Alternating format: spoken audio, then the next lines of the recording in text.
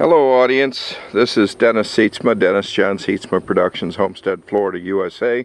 This is my video diary addendum for January 8th, 2024. It's about 2 in the afternoon in Homestead, Florida, USA. This is not a how-to. This is a video diary or video log. Do-it-yourself work can result in death or injury, so if you do any do-it-yourself work, it's at your own risk.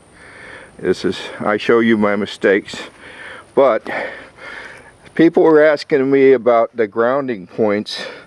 Number one is right here on the firewall, the radiator support that goes to the battery negative, and there is a big ass cable that goes there, goes somewhere. I assume it goes near the starter for the ground. But those aren't, the one from here to the starter is not the ones that cause problems as often as others do. If you crawl underneath the van and you get here about the midpoint, but like where the driver's seat is, straight down, you come down here and there's a cross member. And this is why I didn't get it before, is because it's not easy to see. But there's a cross member here, and I'm trying to see the screen while I'm doing this. Oh, excuse me while I adjust the camera. But anyway, camera screen doesn't want to stay open or closed. But there's a connector here for the fuel pump, and there's a ground here. If you look there, you see the ground point, and that's a negative for the fuel pump, the grounding. And if that's not a good connection, your fuel pump may not be working properly or at full pressure. Now the connector is easy enough to check.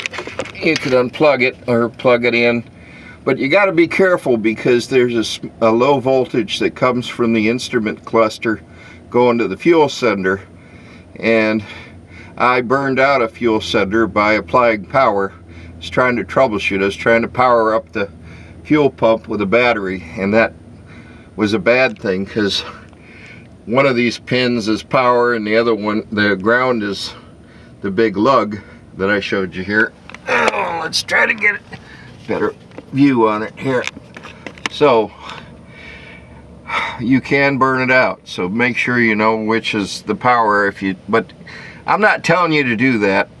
I'm just telling you what I did and what problems it caused me, because then I had to drop the fuel tank and replace the sending unit, and I replaced the fuel pump at the same time. Now, in addition to that, there's also another grounding point on the back of the engine here, and if you come here, you can see it on the back of the engine. Where is it, damn it? Alright, it's right there on that bolt.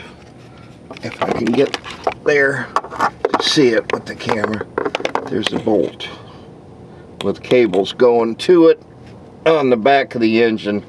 Now notice the smallest wires there, the little wires, those are the ones that corrode, and if you lose your ground, that's the ground for the engine harness, unless I'm mistaken, and it can cause your, look at that big bolt there and the little tiny wires.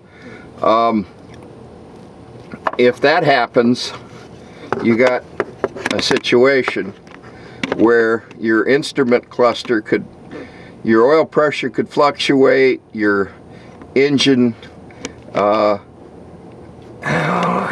not the bolt I want to show you. I want to show you this bolt in the back here. Hang on while I change the lighting.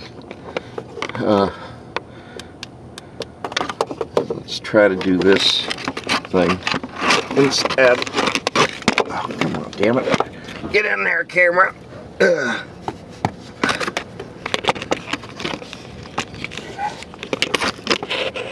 You can have all kinds of problems if the grounds aren't good. Now, am I on the right bolt or the wrong bolt?